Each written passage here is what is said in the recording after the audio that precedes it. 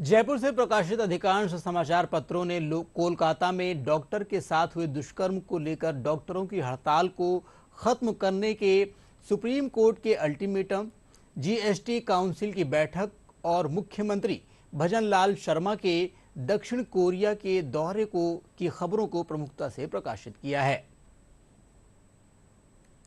राजस्थान पत्रिका ने कोलकाता में हुई दरिंदगी को लेकर के सुप्रीम कोर्ट ने जो आज तक का जो अल्टीमेटम दिया है, सुप्रीम कोर्ट ने कहा है कि जो भी रेजिडेंट डॉक्टर इसका विरोध कर रहे हैं उन्हें आज शाम 5 बजे तक काम पर लौटना होगा।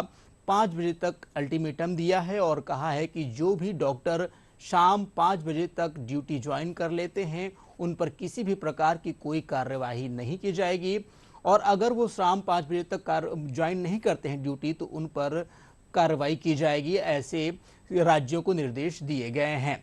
Justice D.Y.. चंद्रचूड़ के अध्यक्षता में ये बात कही गई है।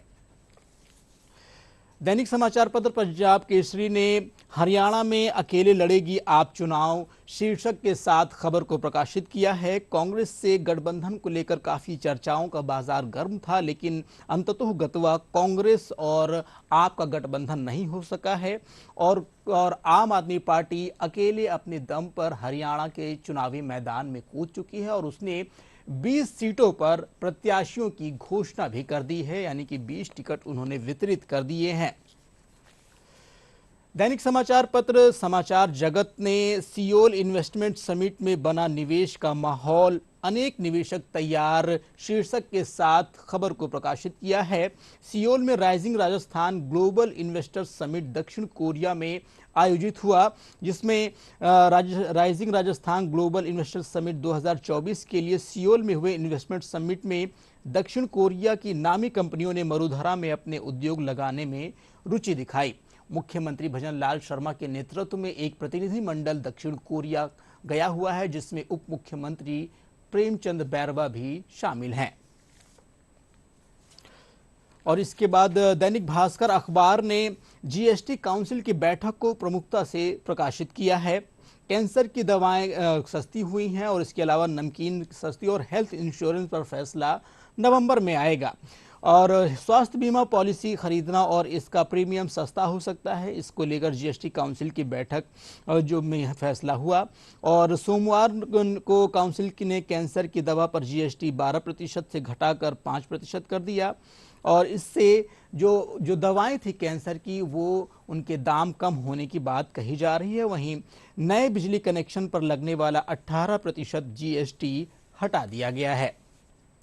दैनिक समाचार पत्र दैनिक नवज्योति ने राइका की बेटी ने छिपाया मुंह और खुद और बेटी को दिखे सहज, इस तरीके की खबरों को प्रकाशित किया है। यानी कि पेपर लीक मामलों में जो एसआई भर्ती थी उसकी खबर को प्रमुखता से प्रकाशित किया है। कल राइका की बेटी और उनके बेटे को लेकर के एसओजी की टीम आरपीएससी के वहां पहुंची और उसके बाद में जिस तरीके से वहां छानबीन की गई और इस पर चीजें को सबूत इकट्ठा किए गए। दैनिक समाचार पत्र राष्ट्रदूत ने रेगिस्तान में भारत और अमेरिका के सेना का युद्धाभ्यास की खबर को प्रमुखता से प्रकाशित किया है।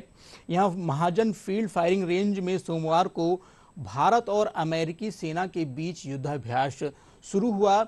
600 की संख्या में अमेरिका के जो सैनिक थे वो और 600 ही भारतीय सैनिकों ने एक साथ संयुक्त युद्धाभ्यास शुरू किया, जिसमें अत्याधुनिक हथियारों को चलाने के लिए और इसके अलावा ड्रोन से किस तरीके से दुश्मनों के जो अटैक होते हैं उनसे कैसे बचा जाए, इस ऐसी चीज़ों का सीखने के प्रशिक्षण दिया जाएगा।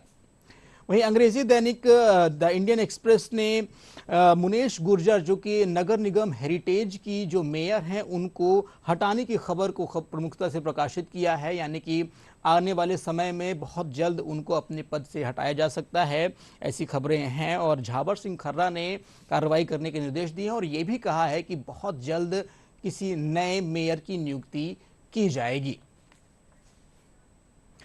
तो ये थी जयपुर से प्रकाशित समाचार पत्रों की सुर्खियां।